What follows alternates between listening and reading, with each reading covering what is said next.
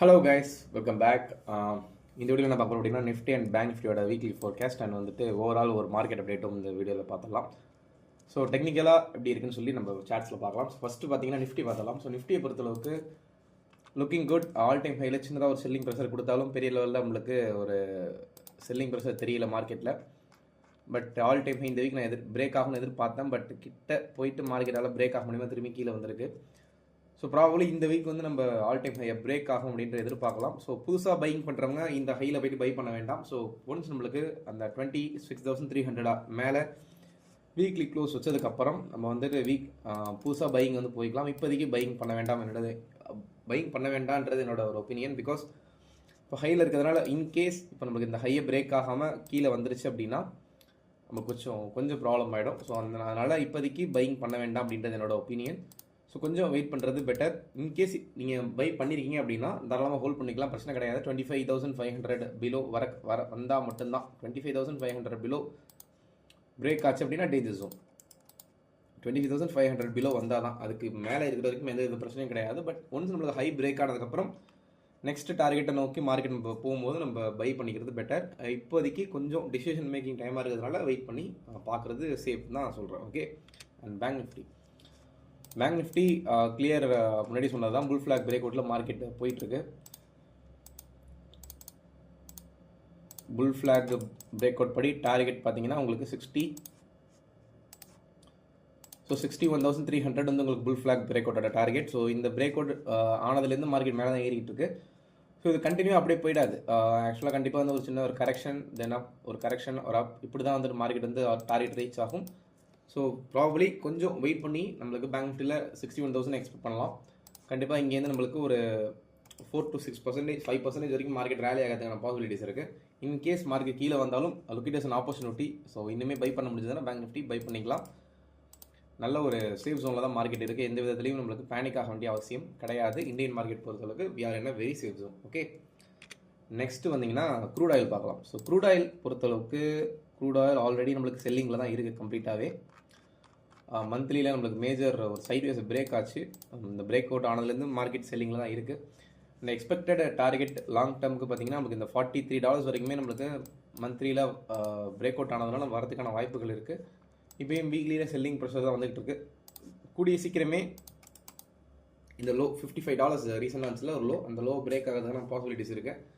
அது பிரேக் ஆகிட்டு அப்படின்னா கண்டிப்பாக ஒரு ஃப்ரீ ஃபால் வந்து நம்மளுக்கு க்ரூட் ஆயிலில் எக்ஸ்பெக்ட் பண்ணலாம். ஸோ அதனால் ரெடியாக இருங்க. Crude oil traders overall position செல்லிங்கில் தான் இருக்குது. நீங்கள் லாங் டேர்முக்கு ட்ரேட் பண்ணுறவங்க தாராளமாக நீங்கள் செல்லிங்லேயே இருக்கலாம். அண்ட் நெக்ஸ்ட் கோல்டு ஃபியூச்சர்ஸ் பொறுத்தளவுக்கு ஒரு ஹைலேருந்து நம்மளுக்கு சின்னதாக ஒரு செல்லிங் ப்ரெஷர் மாதிரி வந்தாலும் பட் நீங்கள் ஓவரால் பார்த்தீங்கன்னா கோல்டு மார்க்கெட் நல்ல ஒரு பீக்கில் பையிங்கில் தான் இருக்குது. இப்போ நீங்கள் இந்த ஒரு பெரிய ரேலிக்கு இவ்வளோ பெரிய ரேலிக்கு சின்னதாக ஒரு கரெக்ஷன் தான் மார்க்கெட் கொடுத்துருக்கே தவிர பெரிய லெவலில் நம்ம வந்து இந்த இதில் அதை எதிர்பார்க்க வேண்டாம். கிட்டத்தட்ட அது ஒரு ஆல்மோஸ்ட் 50% கிட்ட வந்தாலும் 38 கம்ப்ளீட் ஆகிருக்குன்னு நினைக்கிறேன். ஐ திங்க் 38% கம்ப்ளீட் ஆகிட்டு மார்க்கெட் வந்து நம்மளுக்கு நின்றுக்கிட்டு இருக்கு.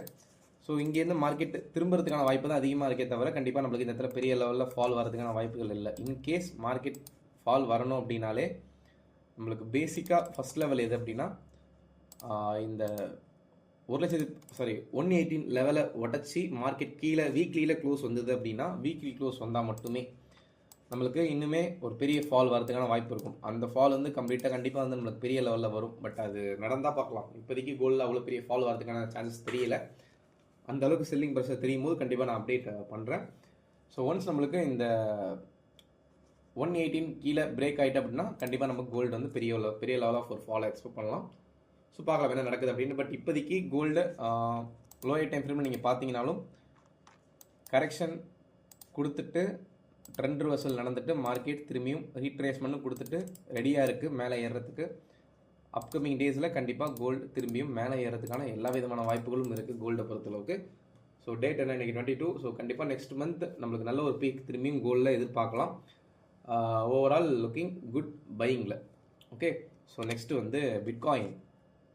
ஓவரால் இப்போ பிட்காயின் டாக் தான் போயிட்டுருக்கு. பிகாஸ் நம்மளுக்கு ஆல் டைம் ஹைலேருந்தே மார்க்கெட் கிட்டத்தட்ட ஒரு ஆல்மோஸ்ட் வந்து 35% கீழே வந்திருக்கு. இப்போ இதுக்கடுத்து என்ன ஆக போகுது அப்படிங்கிறது ஒரு மிகப்பெரிய கேள்விக்குறியாக இருக்குது. ஸோ பிட்காயின் பொறுத்தளவுக்கு ஓவரால் இப்போ கரெக்டாக வந்து மந்த்லியோட சப்போர்ட் ஜோனில் நின்றுக்கிட்டு இருக்கு. ஸோ மந்த்லியோட சப்போர்ட் ஜோனுங்கிறது நம்மளுக்கு 83,074 இந்த ரேஞ்சில் வந்து மந்த்லியோட சப்போர்ட் ஜோன் வந்து நம்மளுக்கு ஹோல்ட் பண்ணிக்கிட்டு இருக்கு மார்க்கெட்டை. ஸோ எப்போ நம்மளுக்கு இந்த 83,000 ப்ளஸ் இந்த சப்போர்ட் ஜோனோட லெவலையும் பார்த்தீங்க அப்படின்னா 75,000. ஸோ ஓவரால் 75,000 வச்சுக்கோங்களேன். இந்த 75,000 கீழே மார்க்கெட் வீக்லியில் க்ளோஸ் வச்சதுனா மட்டுமே ஃபர்தராக இன்னுமே பெரிய லெவல் ஃபால் வரும். பட் அது வரதுக்கான வாய்ப்பு இருக்கா அப்படின்னு கேட்டிங்கன்னா, பிட்காயினை பொறுத்தளவுக்கு பெரிய ஃப்ளக்சுவேஷன், அதாவது 20,000-30,000 ஏறுறதும் சரி, 40,000-50,000 இறங்குறதும் சரி ஒரு பெரிய விஷயம் கிடையாது. ஸோ அதனால் கண்டிப்பாக இன்கேஸ் இந்த 75,000 பிரேக் ஆச்சு அப்படின்னா டெஃபினட்டாக நம்ம இன்னுமே அந்த ஒரு 30,000 to 40,000 ரேஞ்ச் டாலர்ஸுமே நம்ம வந்து பிட்காயினில் பார்க்குறதுக்கான எல்லா விதமான வாய்ப்புகளும் இருக்குது. ஸோ அதனால் கீப் ஆன் ஒரு ஐ இருக்கட்டும் பிட்காயினில். 75,000 ஒரு குரூஷியல் லெவல். 75,000 பிரேக் ஆச்சு அப்படின்னா கண்டிப்பாக ஒரு மேஜர் ஃபால் எதிர்பார்க்கலாம். அண்ட் ஆல்ரெடி நம்ம பார்த்தீங்கன்னா வீக்லியோட நம்மளுக்கு ட்ரெண்ட் லைனும் பிரேக் ஆகிட்டு மார்க்கெட்டு. ஸோ இது ஒரு கன்ஃபர்மேஷனாக நம்ம லைட்டாக இருக்குது. பட் இந்த வீக்கில் நெக்ஸ்ட் வீக் நம்மளுக்கு இந்த 75,000 பிரேக் ஆகுதா அப்படிங்கிறத பார்த்துட்டு முடிவு பண்ணிக்கலாம். பிகாஸ் இது மந்த்லியோட சப்போர்ட் ஜோன். நல்லா தெரிஞ்சுங்க, இது மந்த்லியோட சப்போர்ட் லெவல். இதுக்கு முன்னாடி நீங்கள் இங்கே இருந்தால் கிட்டத்தட்ட ஒரு பெரிய ஒரு ரேலி போயிருக்கு பார்த்தீங்களா. ஸோ கிட்டத்தட்ட இந்த லெவலில் இருந்தால் மார்க்கெட் வந்து நம்மளுக்கு 60% ஏறி இருக்குது. ஸோ இங்கேருந்து திரும்பி ரெக்கவரி ஆகாதுன்னு சொல்ல முடியாது. ஸோ அதனால் கொஞ்சம் வெயிட் பண்ணிட்டு தான் பிட்காயின் வந்து டிசைட் பண்ணணும். ஓகே, ஸோ இதுதான் ஓவரால் மார்க்கெட் அப்டேட்.